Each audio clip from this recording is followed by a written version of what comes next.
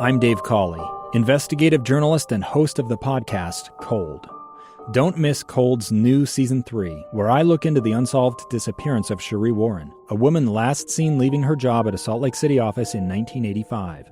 Police cast suspicion on Cherie's estranged husband and boyfriend, but never made any arrests or recovered Cherie's remains. Find Cold Season 3, The Search for Cherie, anywhere you get your podcasts.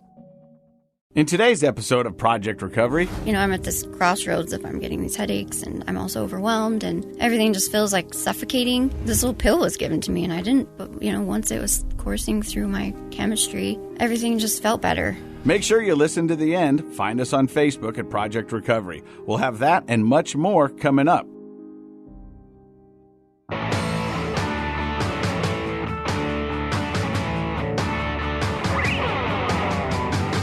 Hey, welcome to Project Recovery, a podcast about addiction, but more importantly, it's about recovery, and it's brought to you by our friends at knowyourscript.org. Now, Dr. Matt, when we talk about Know Your Script, we've had a lot of guests on this show who wish they had a program like this back in the day, and they might not be where they are if they did have a program like that. Does that make sense? Oh, completely. I think it's one of the best educational programs out there to help people, families, learn about medications, what's safe, what's not, how to talk to your doctors about it, and really to have a plan to keep your home safe from extra meds, get rid of them. Now, you used a word that I really want to kind of talk a little bit more about, and that's education. And that's what this podcast is, and that's what the recovery world and everybody needs in general is a little better education, because a lot of this stuff, we're coming into without any knowledge, and we're trying to figure it out just like everybody else is. And so when we can educate ourselves about the medications that we are taking, if we can educate ourselves what our loved ones are going through when they're battling addiction, if we can educate ourselves of family members of what they are to expect when someone who's battling addiction goes through. That's what we really want to do with this podcast, is educate. We don't have no clear-cut answers for anybody out there, because I figure recovery is something that you need to find on your own. We want to be a resource. We want to be able to help you find things that might work in your recovery. But I've said it from the very get-go. This podcast will not make you sober. Right. That's not what this is, because we can't make you sober. You can make yourself sober, and that's the only person that can do it. I remember I was talking to this lady the other day about, my recovery, and I tried to quit for my wife. I tried to quit for my kids. I tried to quit for my family. I tried to quit for your job. My job. Yeah. And it wasn't until I decided myself that I'm getting sober for me that it made sense. Now, on this podcast, Dr. Matt, we talk about memes or sayings that they have in the recovery world that sometimes are kind of silly. But I read cheesy, but not untrue. I read a meme that really made my recovery make sense to me. And it said, I gave up everything for one thing. Now I'm giving up one thing so I can have everything. Oh, I like that. And in its purest form, that's what recovery is. And I've said it so many times, and I'm not proud when I say this. I fought harder for alcohol in my life than I did for anything, which is sad. What do you mean by that? You fought for it? When people would tell me that alcohol is ruining your job, ruining your life, I fought to keep alcohol in my life. I swore up and down that alcohol wasn't the problem. So you fought for it by hiding it, justifying it, what? Rather than just admitting that alcohol was the problem. You kind of forced it back in. Yeah, it was like, said it can work. We're having fights not because of alcohol. We're having fights because we're having fights.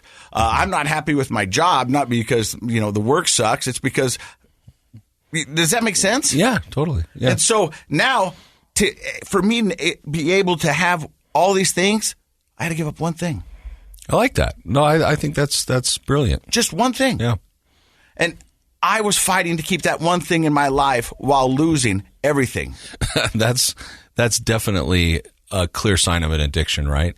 It's irrational, completely irrational behavior that you would destroy all the important things in your life to keep this one destructive thing in your life. But that's what people do when they're, in that addict mindset. It seems like it makes sense at the time. It made 100%.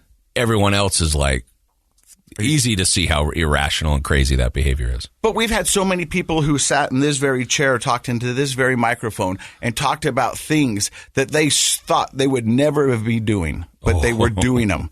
From selling their body, to sleeping on the floors, to sleeping in parks, to robbing family members. Yeah, stealing. All to feed their fix. All violating all of their own personal moral codes in order to keep that one thing in their life. And when it comes down and you've got some sobriety under your belt, you can look back and go, how stupid was that? Pretty stupid. I also wanted to talk a little bit about the video we posted online last week. And it's about me being angry about the alcoholic term. Oh, right. Yeah, that seemed to have gotten a lot of people's attention. And a lot of people reached out to me and said, hey, look, you're doing good. Mm-hmm. And I didn't say that because I wanted people to say, hey, you're doing good, or look how far you're going. I just was talking about that because it bugged me. Mm-hmm. And there was things that I've done in my past that I'm ashamed of. Mm-hmm. But I can tell you right now, I will look you in the eye, I am proud of the guy I am right now. I'm not proud of the things I've done, but I'm proud of where I've been and where I am, and I'm not ashamed to be who I am. For the longest time right out of my recovery, I was hoping somebody wouldn't mention the problem, because then we would kind of just ignore it. Or I would bring it up just to kind of take the wind out of their sail. But now I'll stand up in a room of anybody. I will go anywhere and tell you, hey, I'm in recovery, and I'm okay with it. And if you're not, that's your problem.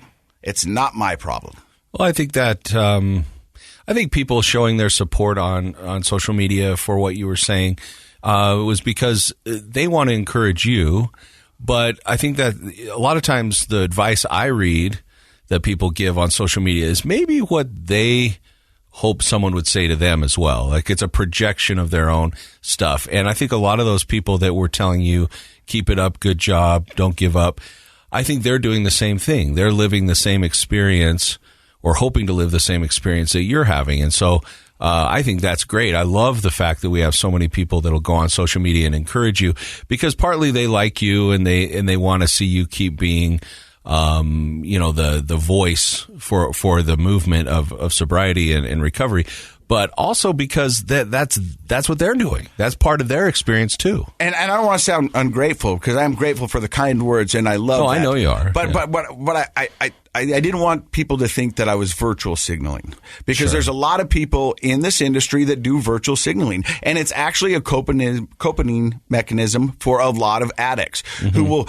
do this virtual signaling so that they can get some love and distract from what the real problem is. And I didn't want anyone to think that I was doing that. I am so grateful for this podcast. I am so grateful for everybody who's followed me and supported me. I'm even grateful for those who doubted me, because they gave me fuel, and I appreciate that. I was going to say it's not all love. No, it's not. No, it's on not. Social media. I think it keeps us all humble enough, But and for that, I'm eternally grateful. But I love this community. I love our Facebook page. I love our Instagram. I love everything that goes on into it. And when I end all my posts now, I've been saying I love you, and I mean it, and I truly do mean it. And just for the listeners, you've been saying that for years. When I first got into radio 20 years ago, I'd hang up and go, I love you. And the host called me and goes, hey, you said you loved me. I go, yeah. You guys don't end your calls like that? And they go, no.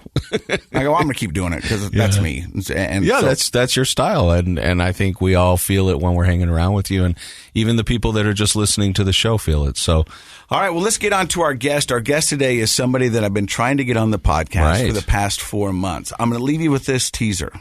She's best friends with my ex-wife. Oh. And she's got a story to tell. Is she going to dish a little? Stick around. More Project Recovery. We'll be right back. A stranger with a gun came upon 2 teens taking pictures under a rising full moon. But violence is only the beginning of this story. Sometimes I thought, there are no miracles. Yeah, there are. And this is a big one. I'm Amy Donaldson, and I've spent my career talking about how lives are undone by violence. The Letter is a podcast about how lives are remade. Follow The Letter at theletterpodcast.com or wherever you get your podcasts. Welcome back to Project Recovery, a podcast about addiction. More importantly, it's about recovery. Now, I left you guys with a little tease. I said our guest today we've been trying to get on for months.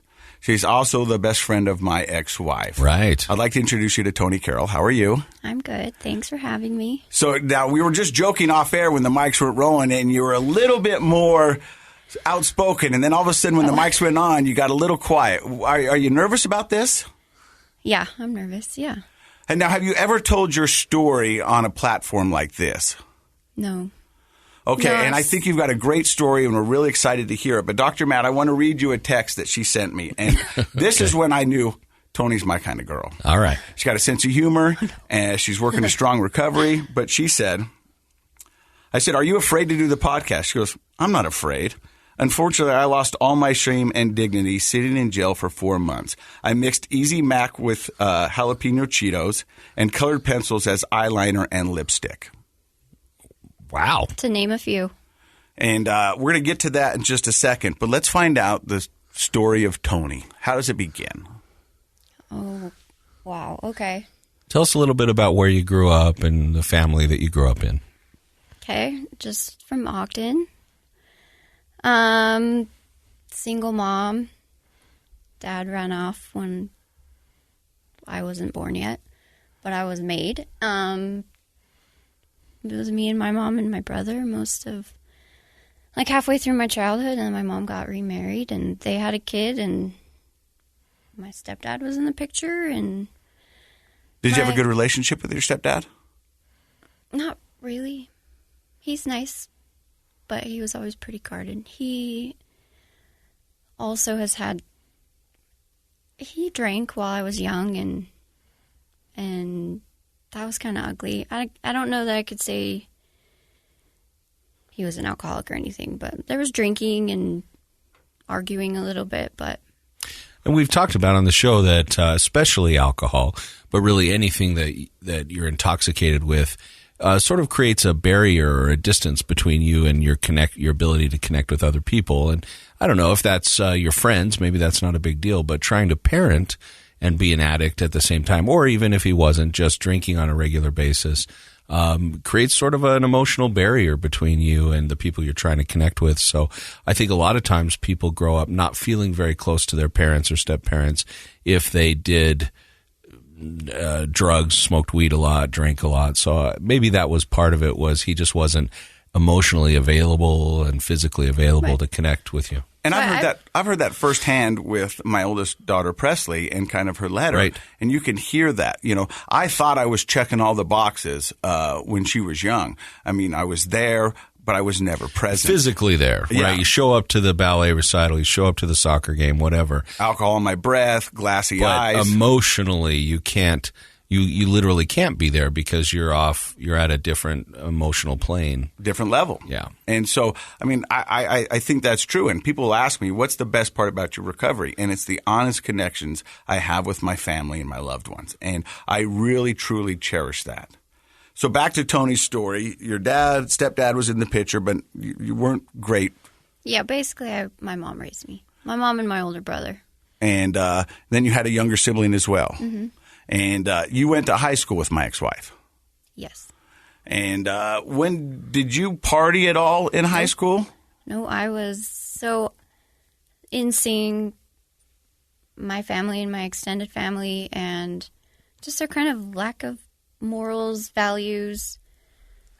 From an early age, I knew I wanted this good, wholesome life. Like, I wanted the traditional family. I wanted my kids to have a mom and a dad. I wanted the home-cooked meals, because I always wanted that, so I couldn't wait to give it to somebody else. And What were you seeing in your extended family? Like, what kind of prompted that drive for you? Well, my stepdad drank. I had a cousin that lived with me for a year, and she would come home from her weekend parties on drugs. I'm not sure what. And I could feel the darkness of it when she'd come in our house. I could feel it, and I could feel it in my stepdad. It was a darkness. And then I'd go to my friends' houses who were, LDS and two-parent, and they were abstaining from all that stuff. And I was just like, ping, that's my route. That felt good to you. Yep, Yeah. That's the route. They're still married. They're substance-free. So stability, really. Like you were seeing... I have a family that's not quite stable. Yeah, there's value in that.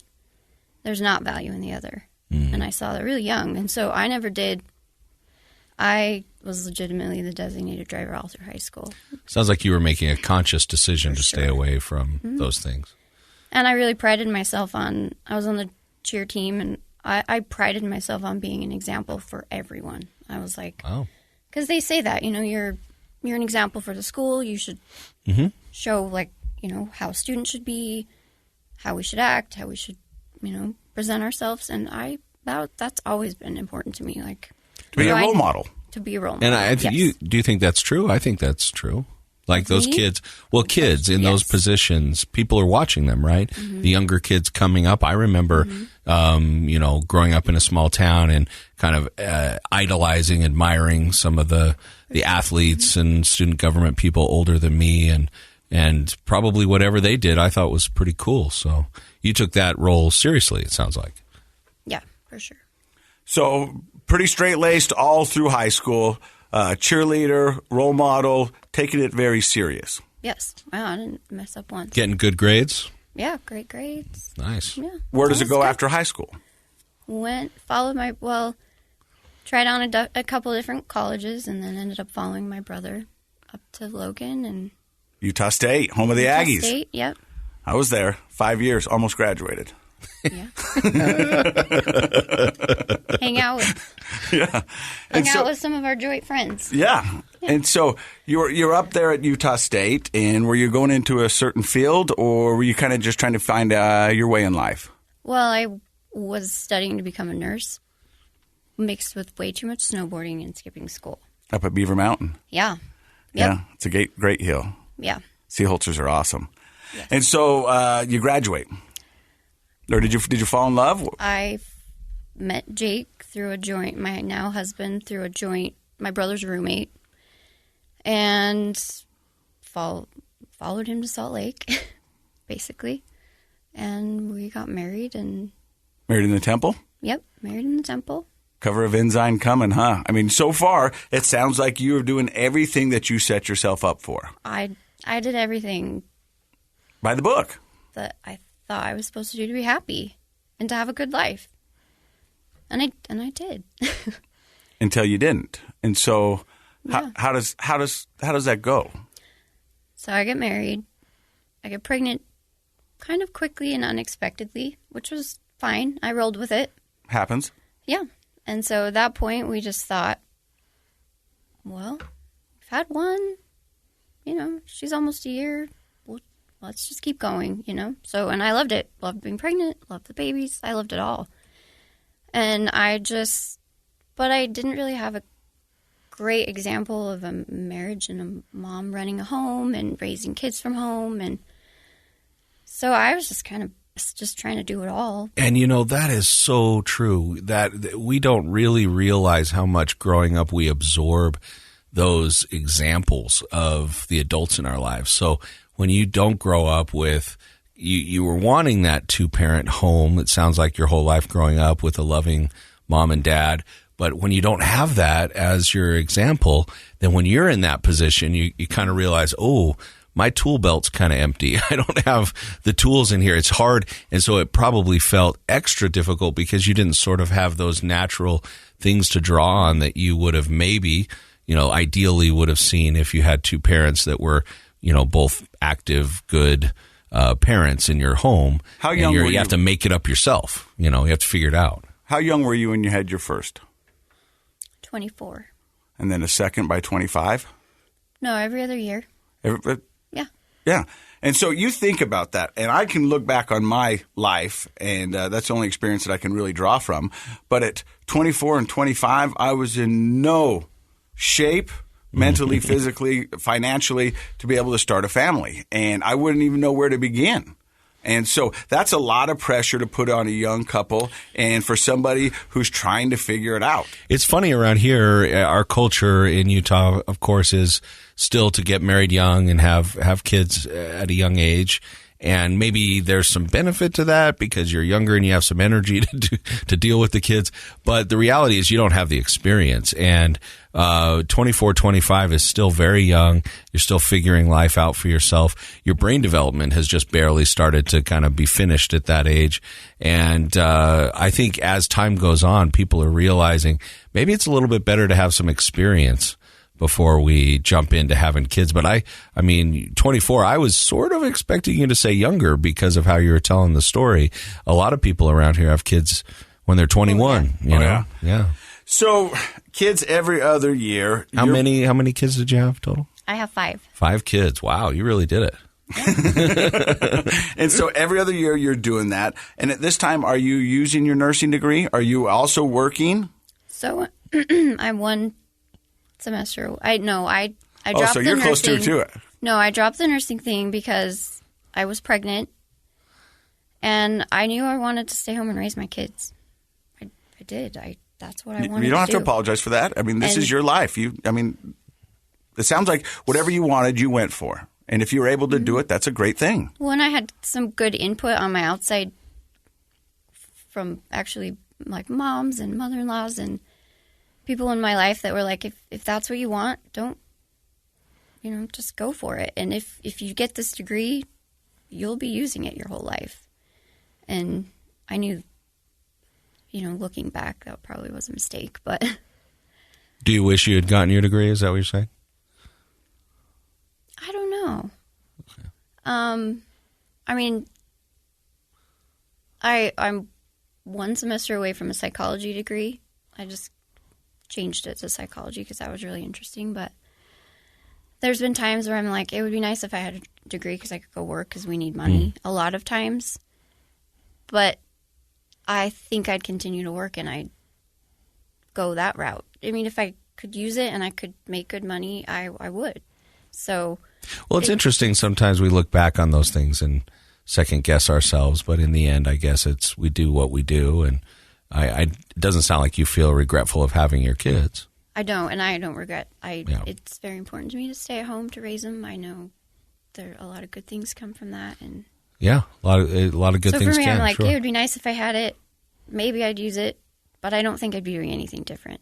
And I also feel very educated, so I feel content. That's all good. So, 5 kids now.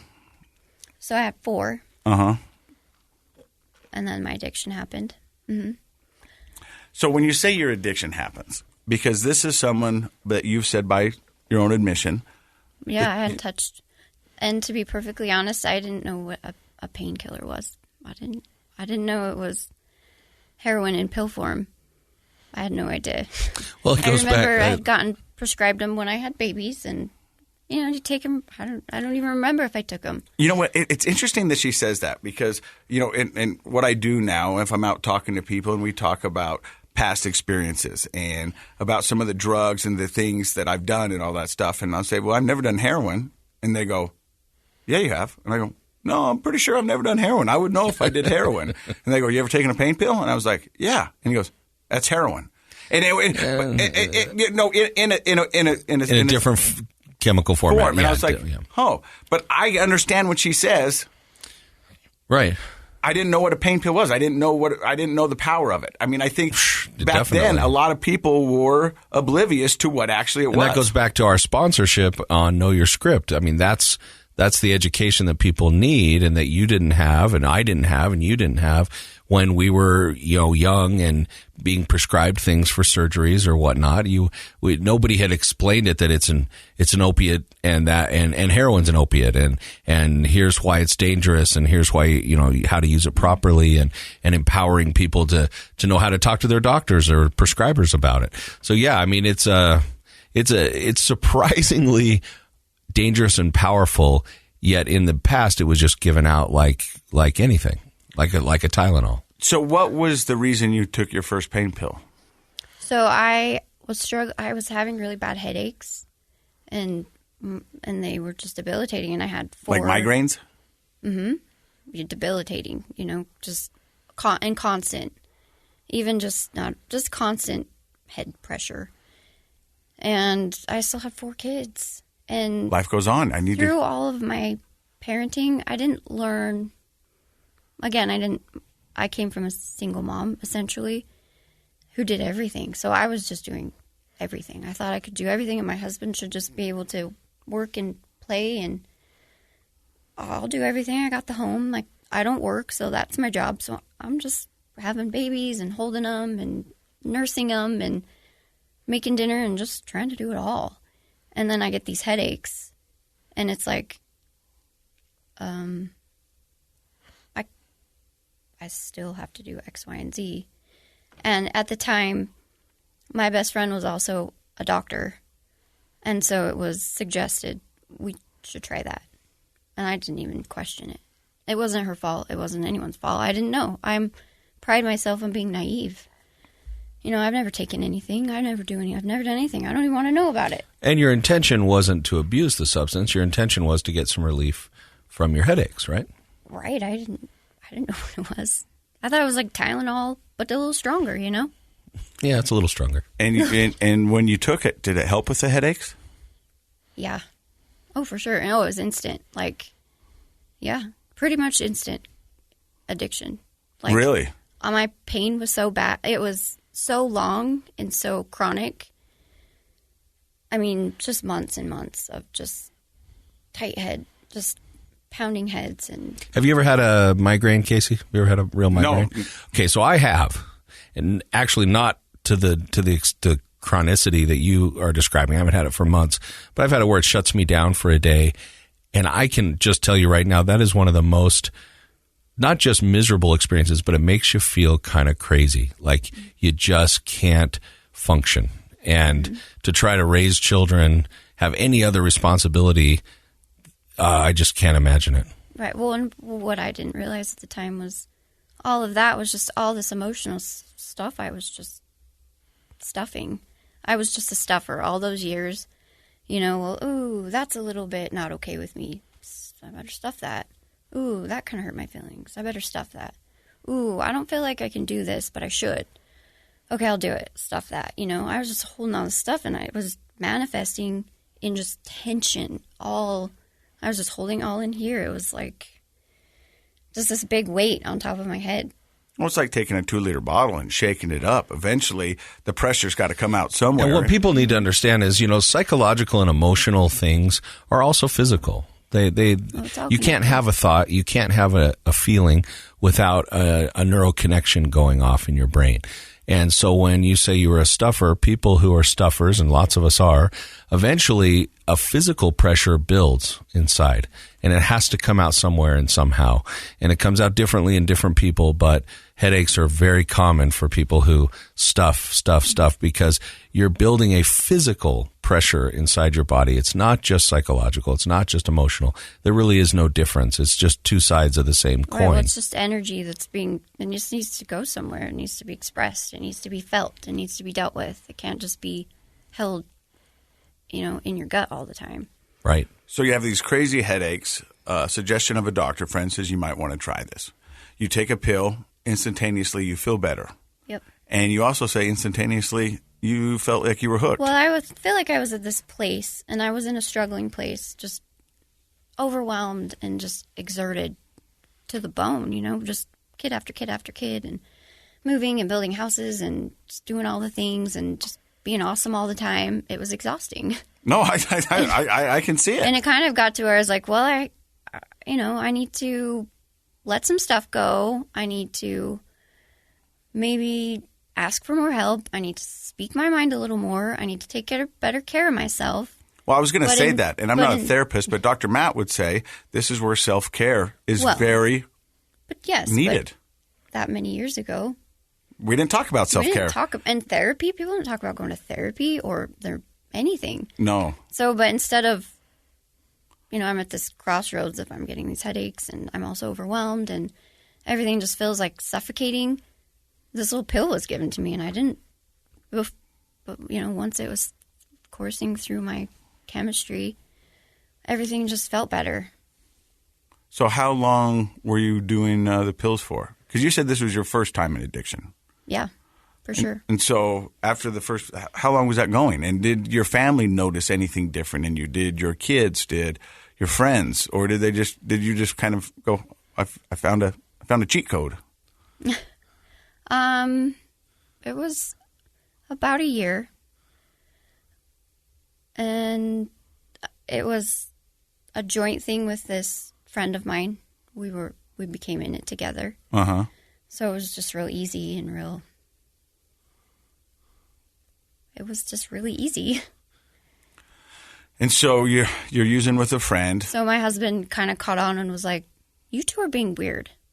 Got in my texts or email, I can't remember, but text or something, and was like, "What's going on?"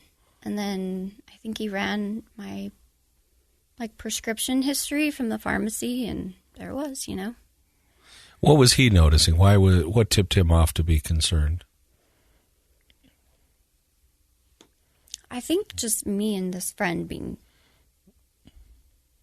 he just knew something was off. Thick as thieves? He just knew something was off. Oh, okay. And so he runs your history, and does he bring it to you and go, "Hey, let's have a talk. Explain this to me"? Yeah, and then of course, I'll stop. It's over. I stopped. It's over. Whatever. Did you stop? No, I mean, lots of weird stuff happened. The friend is no longer in the picture, and so I didn't have a way to get him. So I'd steal him wherever I could, whenever I could, just randomly here and there. I'd go weeks and months without him, and then I'd find him again. Oh, cool. I'll have a good week. And see, that's what we talked about. You weren't in here for the first part of the podcast, is that here's somebody who was a role model, straight-laced, did everything right, and now is later describing of how she would steal, and probably from family, from friends. And I don't say that to put you on blast, but right. it's something that you never would envision yourself doing. Well, something that has that much control over you, making you do stuff that you know morally is not right for you. Right. Well, and I'm also a perfectionist. I'm hard on myself, really hard, and I'm anxious. I'm always in my head, and they turn you into that person you wish you were, who doesn't care about anything and is lighthearted and fun and can let everything go and super confident. And those are things that I have to work really hard at. And so, and then I have this image. I've always been very likable, very accepted. I've always belonged. I've always been popular. I've always been dated, I never really had anybody think anything bad about me that mattered. Mm-hmm. And so now I'm like, this is literally the worst thing someone could do. And I'm doing it. And no one can ever find out because my life will be over. I got this image. I got this reputation. People look up to me. And well, all of it. And my husband will leave me. I'll lose my kids. I mean, all of it. I'm like, I have to fight for this. You have to fight for your life and protect yourself for everything. Mm-hmm. So then the fear of losing. And the fear of the truth of what you're doing and who you are right now, and it's not you. It's like you can't even admit it because you can't even believe it yourself. Mm-hmm. And so having all the people that you love and admire and have always loved and admire you find out that you're an addict. But it feels so much worse than an addict. That you're phony, that you're messed up, that you're crazy, that you have issues, that you're struggling in life. All of that stuff is humiliating. What was the meme, the recovery meme you said? So I saw this thing on the Facebook the other day. That's where I get my news. And it said, I gave up everything for one thing. Now I give up one thing so I can have everything. And that just reminded me of what you're saying, that you're on the verge of giving up everything, worrying about losing your husband and your children and having everybody have a very different and negative opinion about you for this one thing, just to keep... You're risking all of that just to keep the pill addiction going. Mm-hmm. So how does it end with this first run? People start noticing I'm stealing pills from them. They kind of start talking. Someone tells my husband. I deny it. I say I'll stop. I do for a minute. Pick it up, find some more. get caught again. And that's like a sign of the addiction is your radar's out all the time, right? Like you said, you could go some days or weeks without using, but your radar's always paying attention to, am I in a house where they might have pills? You know, I'm going to go use the restroom and search through the medicine and before cabinet. I go to the bathroom, do I look in the medicine cabinet? Oh, for sure. Yeah. You know, I mean, I think that's part of that addiction makes you hypersensitive. You're always on the hunt to find it, right? So neighbors and friends and people start talking, and it gets. Oh, and then I get criminal charges for stealing. Oh, somebody pressed charges. Yeah. How did that happen? I don't. They stole. I admitted it. They pressed charges. I admitted it. Like these are just like friends, neighborhood, that sort of thing. Mm-hmm. A neighbor. Yeah. Yeah. And so you get criminal charges, and this is the cheerleader. Well, and then also this friend of mine has her own Issues. Investigation going, and they know I'm part of it, and so they came and talked to me, and I admitted my part, and so I had charges. You know, I didn't even fight it. I'm just like, it's the truth. Like it is. So, is that when you spent 4 months in jail? Not yet. Okay. So I got put in a drug court program, which I was told, this is super great. I went to treatment. I mean, the white knuckling it on and off went on for probably 6 months. And I got in an argument with my husband about all of this, and I just was in such a bad place. And, you know, no pills anywhere because I'm white knuckling it and I'm doing good. Yeah. So I drink and drive with the kids, and I get a DUI. And, you know, that was it.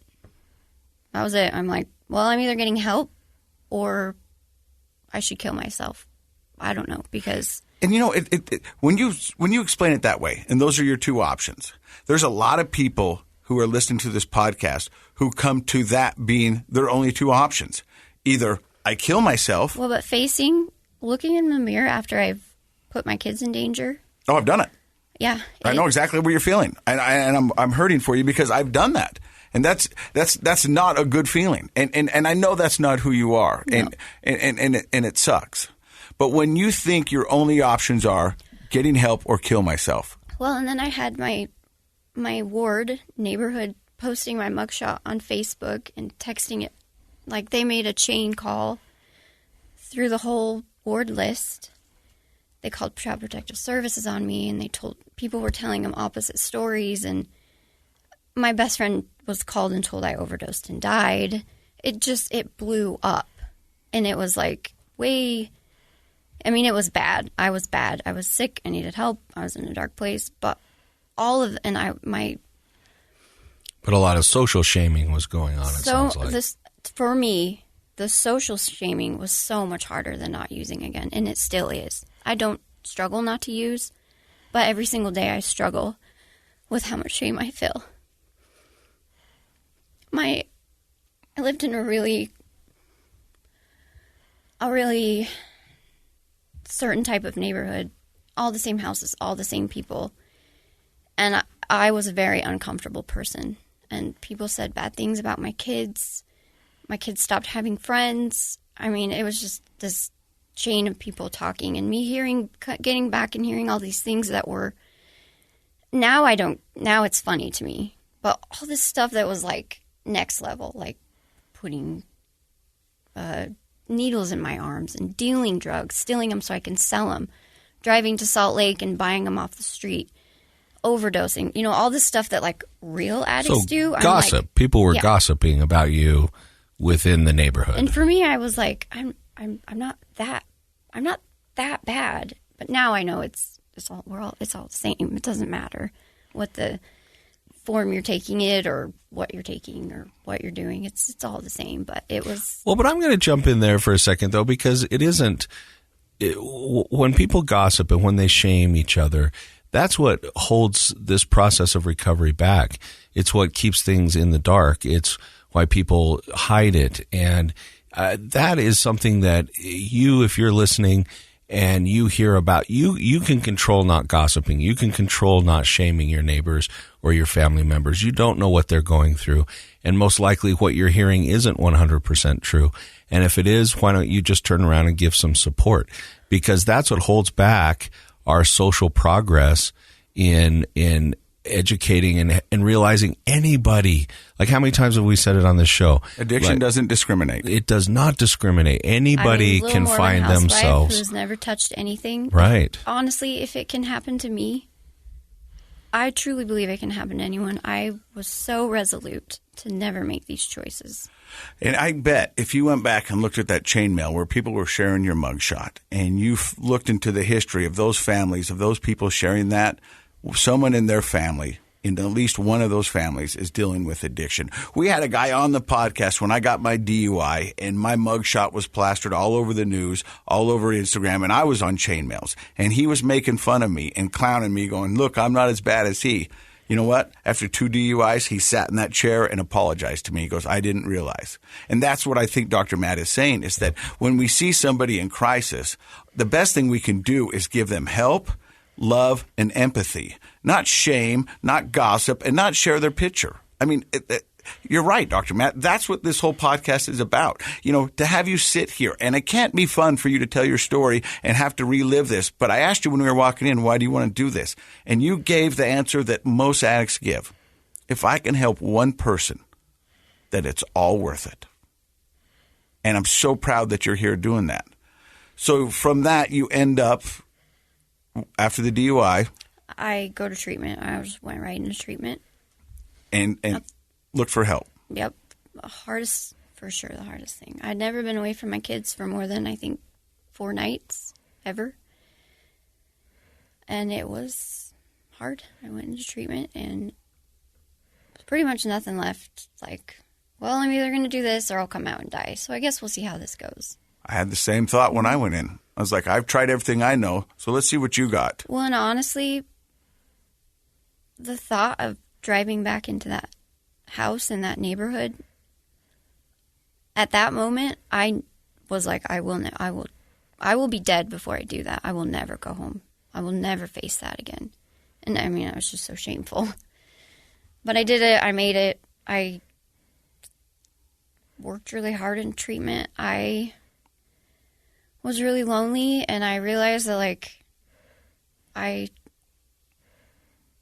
haven't been alone in my head and in my thoughts. I haven't even thought about myself, and I haven't really cared or thought about it. I've been completely disconnected from me because I've just kept having babies and giving and doing the things I thought like a good, strong woman and mother and wife does, but not feeding myself. I didn't even know myself. I just threw myself. So do you think you found yourself in that first rehab? I started to, for sure. And this might be bad to admit, but one of the biggest things about rehab was just being with different people. I had always been with the same type of person. I wasn't even around people who swore.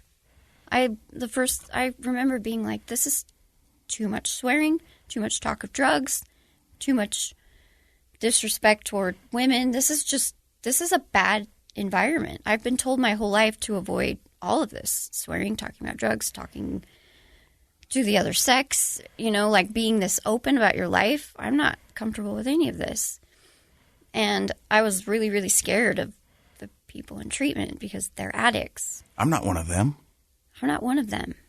I said the same thing. Oh, 1,000%. Yeah. But I don't know. I got through it, and I worked really hard on myself. How many days you do? 30. And after the 30, you went back home to the house you swore you'd never go. Yeah, I did. And I did 90 days of IOP, and I got put in this drug court program. Not really knowing what I was getting into. Being told that it would be, it'll be fine, you're clean. It'll be fine. You'll breeze through it because you're clean. Well, I didn't breeze through it, even though I stayed clean. I was in this intense court program where literally, I had too much water in my urine, and I got a night in jail.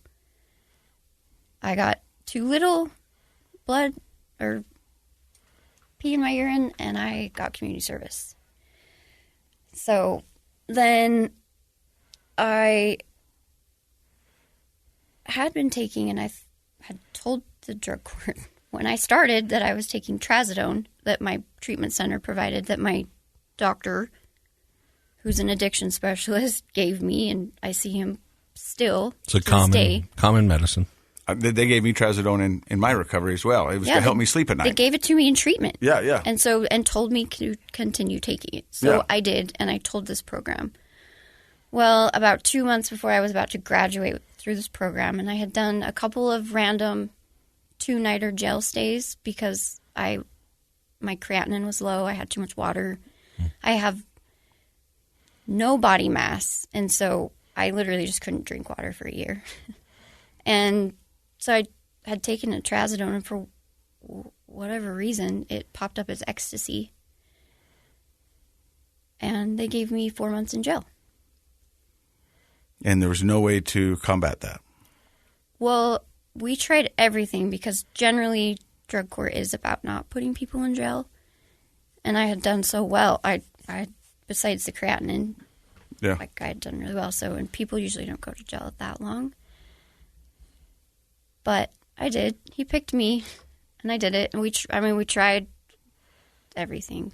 My doctors wrote, my therapists from treatment wrote, my therapist from after treatment wrote, all of my family and friends wrote in, and they were just like, 4 months? She's doing well. She has a family. All the, but I sat there, got down to 85 pounds. I made it in jail for 4 months. And honestly, if I can do that, I can do anything. It was beyond horrible. Why? Well, for one, I was away from my kids and my husband. I'm controlling, I have to be in control of everything. I'm a perfectionist. I just had to let it all go.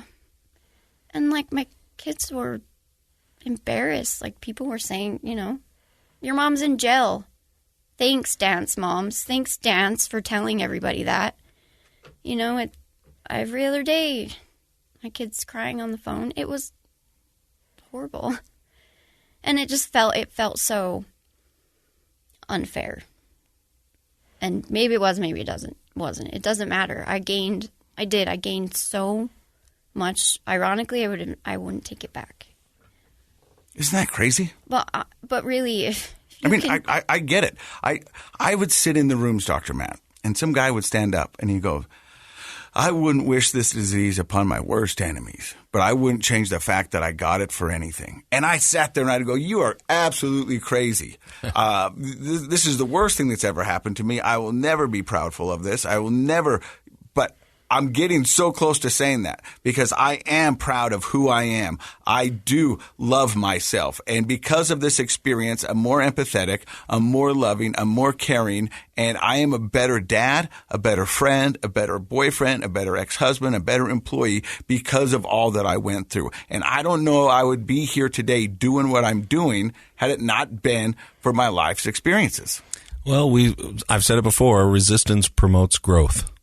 And if you don't have resistance in your life, you have a hard time growing and becoming the rich person with depth that you could become. And so I think when a person says something like what you're describing, that I wouldn't give this up, I would, I appreciate the experience. It's because you've gotten to the point where you recognize the growth that's come from it and that depth that it gives you as a human being. And, there's some dance moms out there that don't have the depth. But you have it. Well, and how lucky, in a sense. I got to go live with criminals. Criminals. Yeah. Live with them. Yeah. Hold them and cry with them and get strip searched with them. And I just decided I have to make this the best that I can. And so I just would dive into the people in there, and I formed really great bonds with people with no teeth and with people who lived up on the hill above the Capitol, and we'd talk about it, and tell me all the things they've been through, and they tell me about their kids, and they tell me about their regrets and what they used to do. And it was just so grounding to be like, there is an ocean of beauty in every single person. It doesn't matter if you have teeth because they're Messed gone. out. Yeah. It doesn't matter. And I thought addicts were so awful. And then I looked at, there was a girl in particular in treatment that just had the most horrific childhood. The most horrific. I'll leave it at that. And I thought, and she had gotten addicted to meth as a teenager and then stayed clean for 10 years and then started drinking. And I just thought, after all you went through as a child, you're even still trying? Why am I complaining? Like, if any of us had gone through that, we wouldn't still be trying. And so it completely taught me that you don't know why that person's there. And if your grandpa had done what her grandpa had done to you, you'd be sitting right here. You'd probably be, who knows, on a street with a needle in your arm or dead, probably just dead. Like, you would have given up. And I think all of us addicts, one of my therapists in treatment once said this, we all have this choice when we're like, okay, I'm going to get clean. And it's like, I can either make being an addict the worst thing about me, or I can make it the best thing about me. And I definitely I feel like I got here I had to get there before I could do this podcast to really believe it myself. I'm like, okay, there's absolutely nothing I'm afraid of anymore. I'm not ashamed.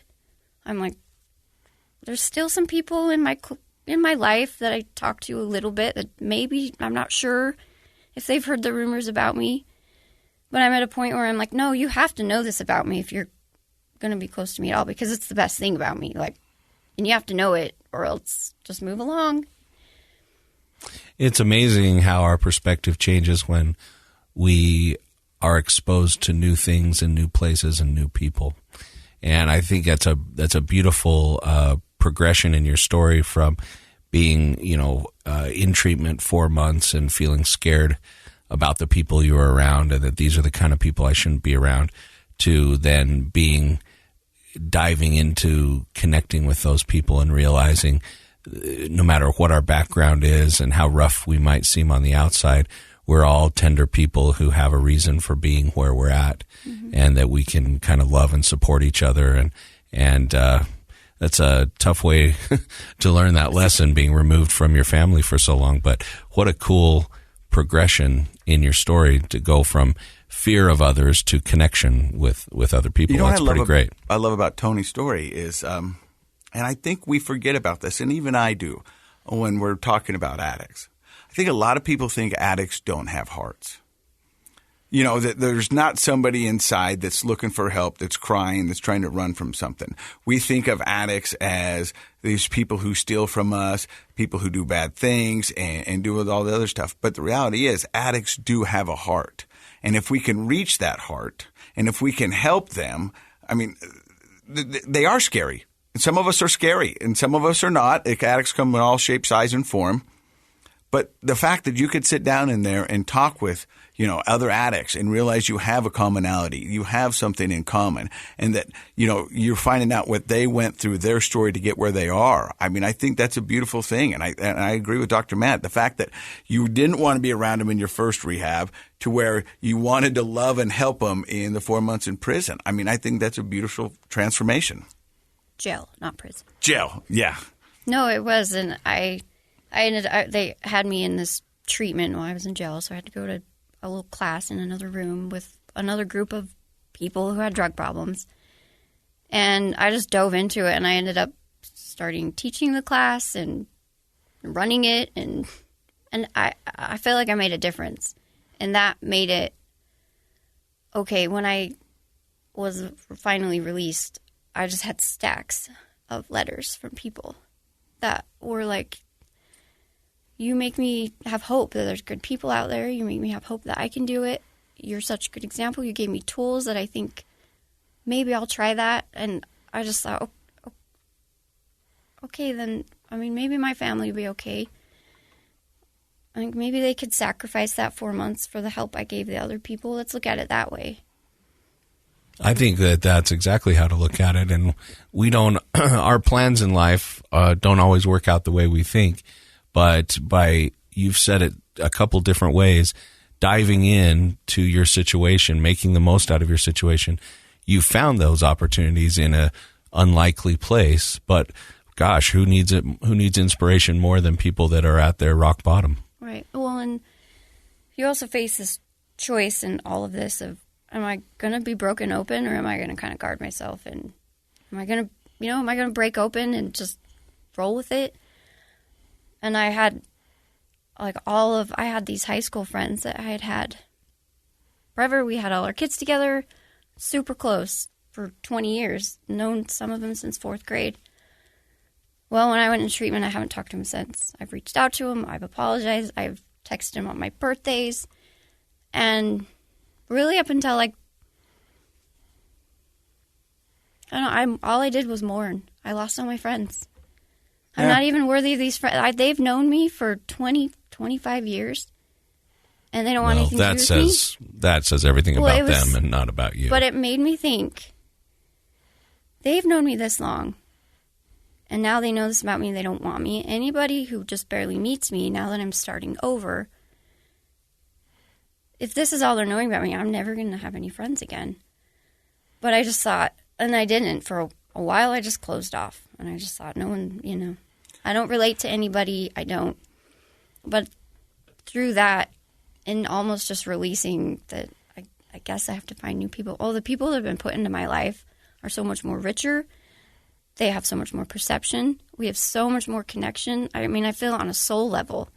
It's like, thank you for, I would never say moving out the bad. I to this day, I will always love those friends and miss them and be sad about that, and always regret that my choices made me lose lifelong friends.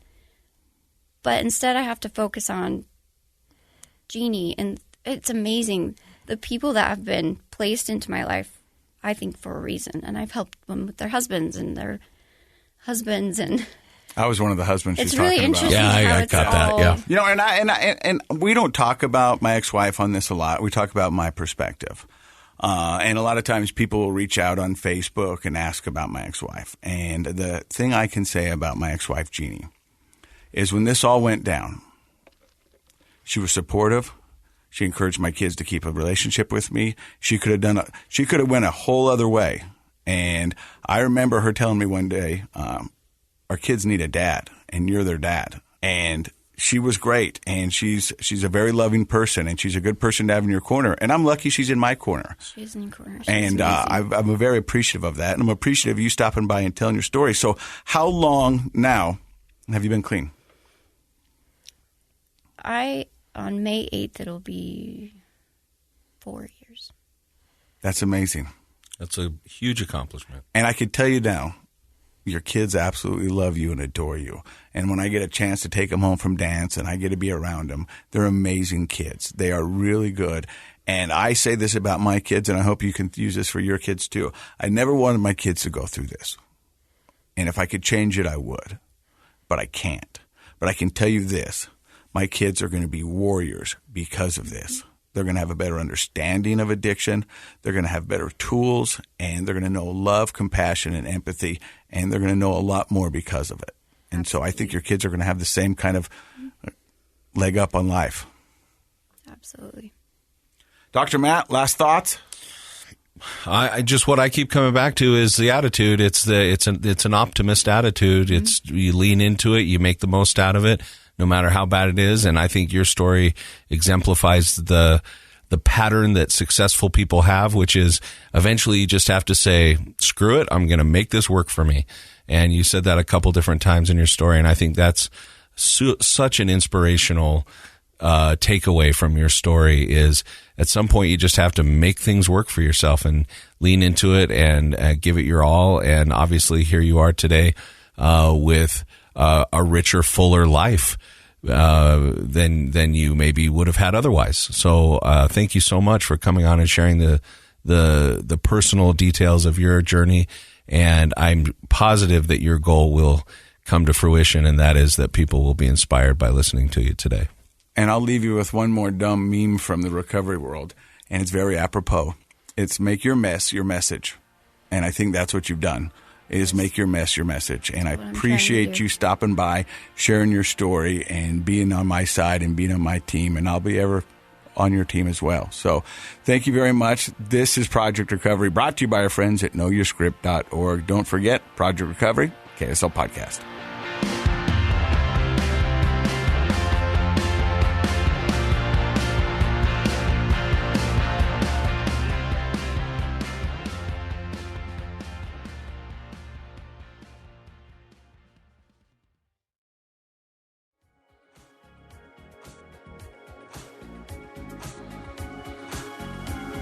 The contents of this program are for informational purposes only. The program is not intended to be a substitute for professional medical advice, diagnosis, or treatment. Always seek the advice of your physician, licensed therapist, or other qualified health provider with any questions you may have regarding a medical condition. Never disregard professional medical advice or delay in seeking it because of something you've heard on this program.